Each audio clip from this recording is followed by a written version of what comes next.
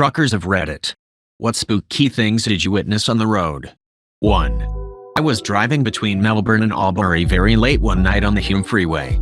For the non-Aussies, that stretch of the Hume is very wide, flat, and straight, so it's boring and hypnotic, especially driving alone at night.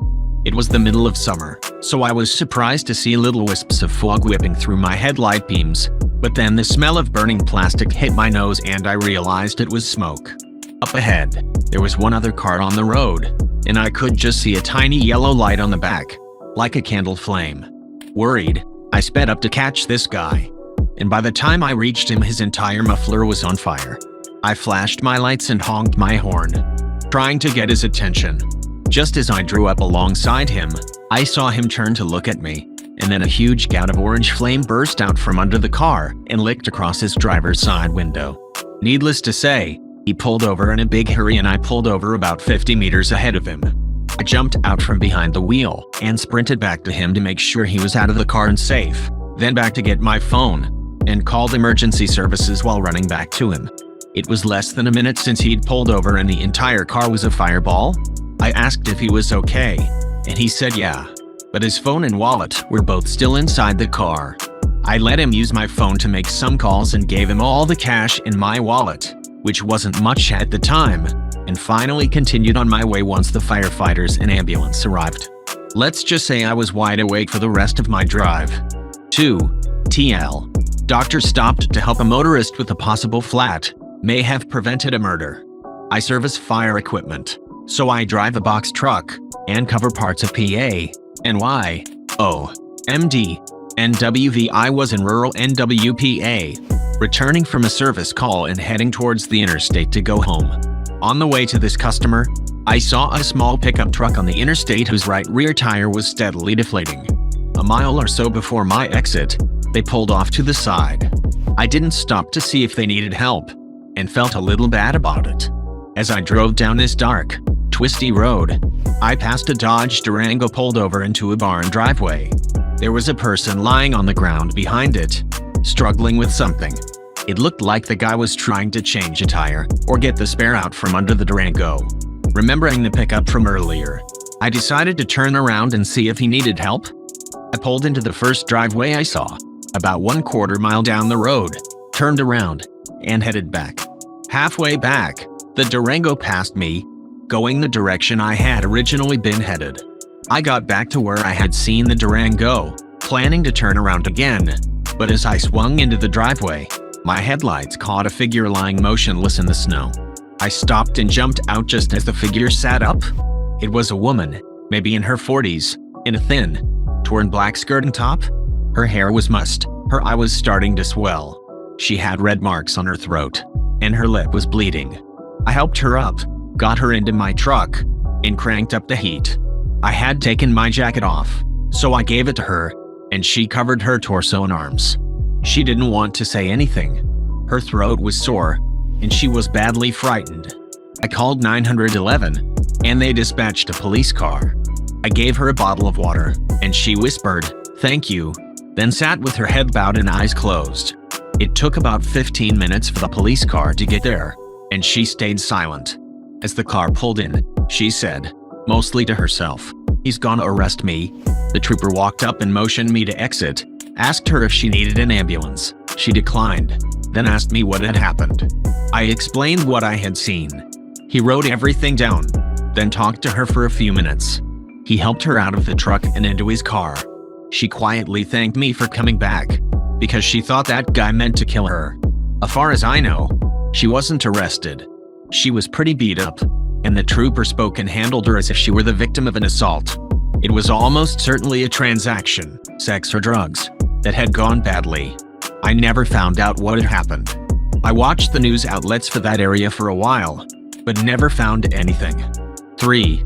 Myself and another truck were traveling HWY1 between Medicine Hat and Brookside on our way home from Saskatchewan, and it's really dark there since you're 100 km away from any town lights. And then all of a sudden, the whole sky lit up as green as grass, and a huge fireball streaked over us. We all immediately pulled over and asked each other, WTF was that?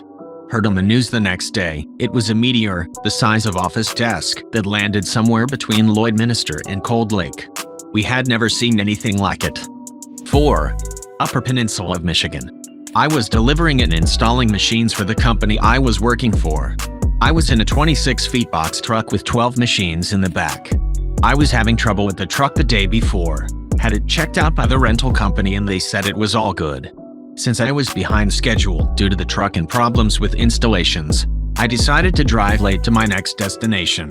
It was about 11 o'clock at night on a state route through the Upper Peninsula. There were no street lights. There was no other cars. The headlights from my truck were the only thing illuminating the road. I was already creeped out, at the peak of feeling like I was in the middle of nowhere, because I was in fact in the middle of nowhere. Every single light on the dashboard of the truck lit up, and then it's dull. Now it's pitch black. I am stopped and the truck isn't restarting.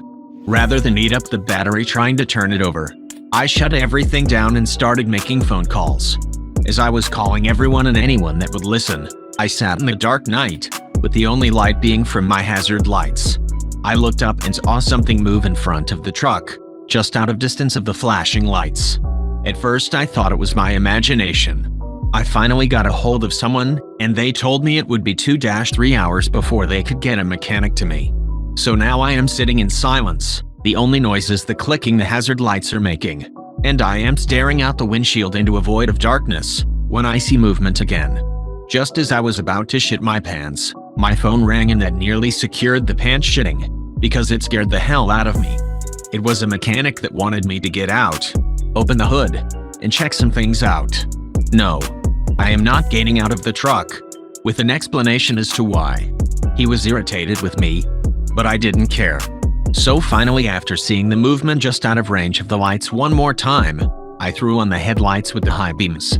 The headlights caught 3 wolves snacking on something that looked like roadkill. I honked the horn and they looked at me like they were irritated more than scared.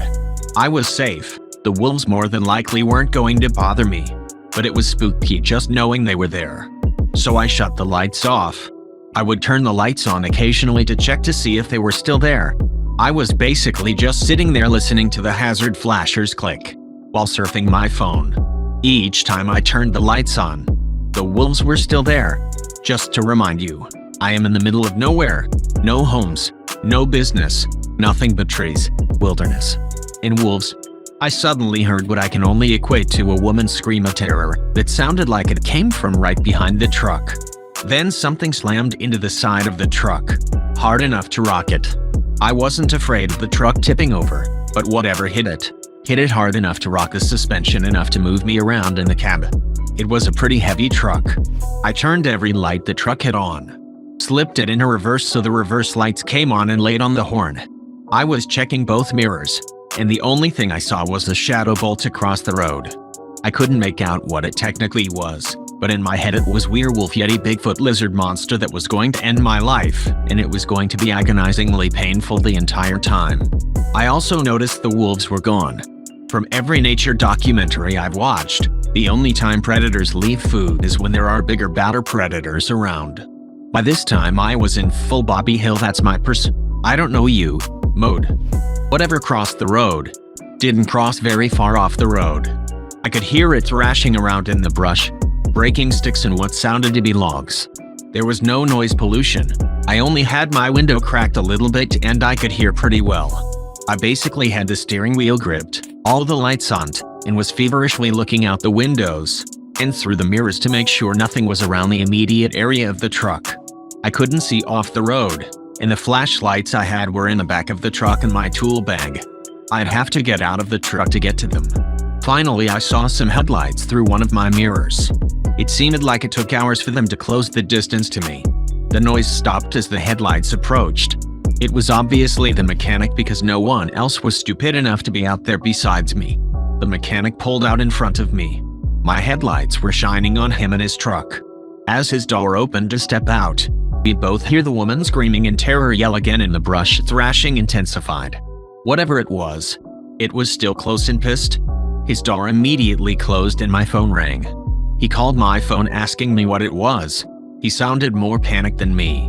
I had no clue what it was, and he had no clue what it was. So the mechanic called the police. He wouldn't work on my truck until we could secure the area, which I don't blame him.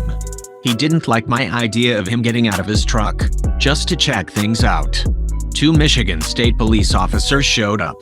They lit that area up like it was a stadium. I finally stepped out of the truck for the first time since it all started. We heard that scream 3 more times while the mechanic was working on my truck. Thankfully, they were getting further away. The cops had no clue what it was either. They were kind of spooked too. The mechanic finally got my truck running, and I made it to my hotel for the night. The next morning, I walked the truck for inspection. In the side that was hit, there was an indentation about the size of a basketball. Whatever hit it, didn't hit it hard enough to push all the way through, but it definitely mushed the fiberglass. The indentation was about 7 feet off the ground. I have no idea what it was. I probably never will. I do confidently know that I will never ever drive through the Upper Peninsula at night again. That's the spookiest. The scariest is another long story. 5. I stopped driving over the road due to the lifestyle and still kept my CDL for other jobs. This was during the late 90s. I worked for a company that owned a Caterpillar D9 bulldozer. It weighed over 100,000 pounds. It wasn't common for them to move the dozer off the property, but they had the means to do it. Their means to do it was an 1980-something International tractor with a drop trailer. Both were bought specifically to move the dozer. Both had seen much better days. Both were functional and as safe as they could be. They were just used hard. The tractor had a few 100,000 miles on it, but that isn't odd for older tractors. We hadn't used the dozer to its full potential for a while, so the owner of the company had lent it out to one of his partners. I was basically hired to operate earth-moving equipment. My truck driving experience was just a perk. They asked me to deliver it, and I agreed. We load up the dozer, secure it to the trailer, and I was on my way. The CB antenna hadn't been tuned in forever, so I was only picking up short range with a lot of static. Weather conditions were cold, with light snowfall. Reports of ice on the road in certain areas. I slapped the oversized load banners on the dozer, and off we go. One of the intersections on the state route I was on is notoriously bad. The intersection is at the base of a hill, and if you're coming from the side the hill is on, you don't see the stoplight or stopped traffic until you get over the peak of the hill. You still usually have plenty of room to stop. As I was approaching this intersection, the CB lit up, and a guy was basically screaming into it for traffic at the peak of this hill to slow down. The problem was that my CB wasn't tuned. Reception was sketchy and I only caught about every third word.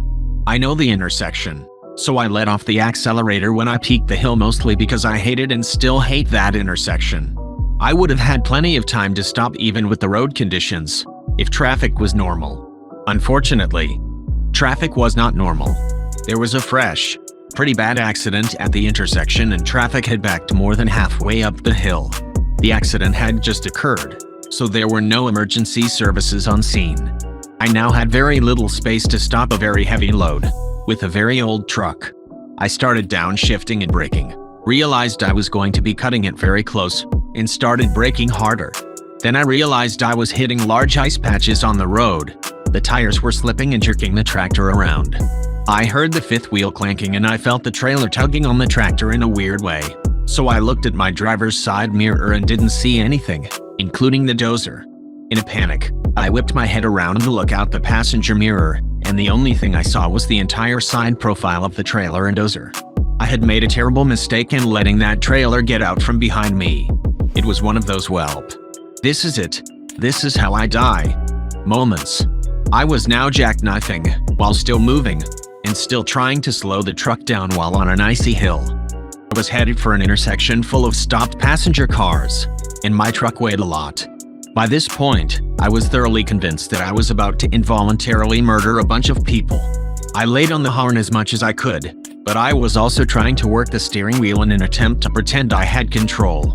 Honestly, I hit a point where I basically realized I was just a passenger standing on a brake pedal. I didn't have enough room to correct anything, so I just went all out on the horn. The trailer tires finally heated up enough to start making a very loud and deep squeal. There were a bunch of people in front of me that got out and ran away from their cars. They were basically staring at out of control death coming down the hill. The truck finally came to a stop, within 3 feet of the last car in the intersection. I could sit on my truck's bumper and easily put my feet up on the car's bumper. The truck stopped with the trailer jackknifed, so I was blocking both lanes and the breakdown lane. I was sweating and was shaking from the anxiety. As I was sitting in the now stopped truck, the people who had abandoned their cars were now screaming at me and pointing up the hill. I looked up the hill to see another tractor, but a tank trailer. Basically reliving everything I just had, with much less space to work with due to my trailer blocking so much of the road. I got out of my truck and ran away from it. The second truck slid down, stopped in parallel, parked almost perfectly with my truck. Once his truck stopped, I could see he was experiencing the same thing I was. We were both extremely close to being in bad accidents. Thankfully, he was pulling a dry tank. I am pretty sure that's the only reason he was able to stop. He was running much lighter than me. By this time, the guy on the CB got through to enough truckers at the top of the hill that they basically slowed everyone down. Once the adrenaline wore off, I almost passed out.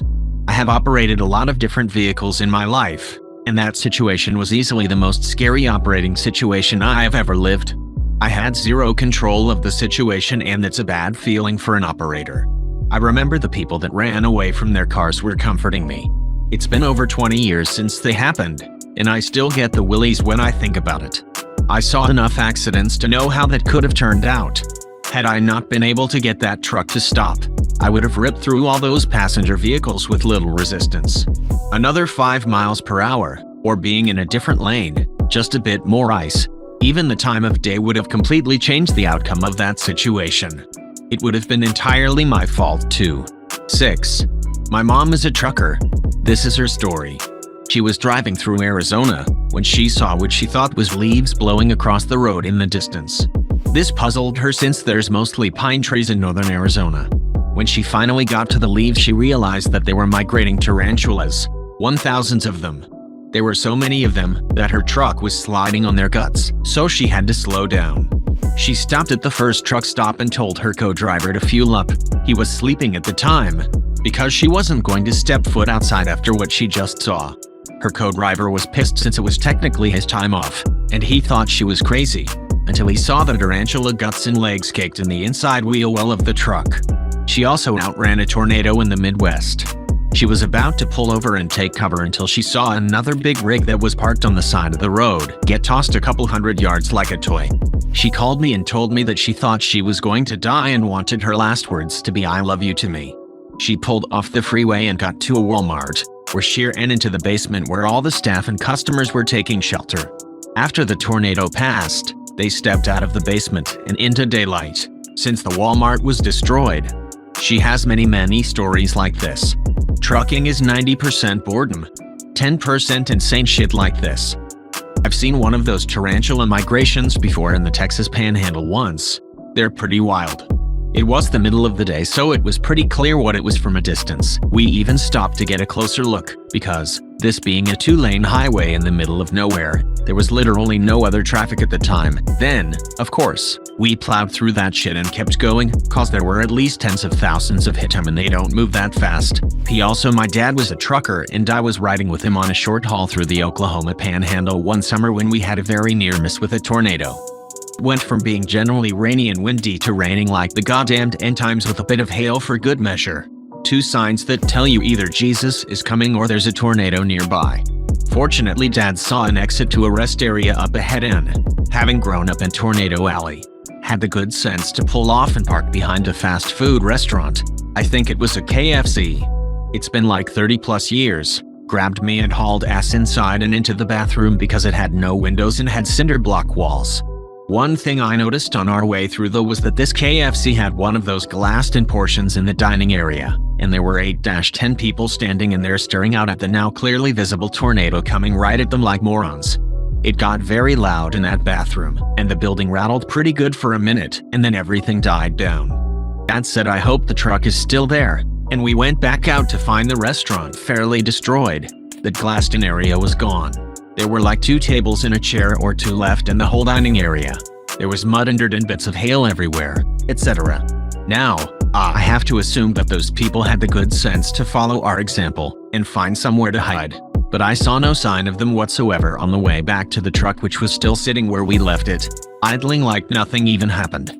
Dad was remarkably chill about the whole thing, but I was just a kid, so it thoroughly shook me the hell up.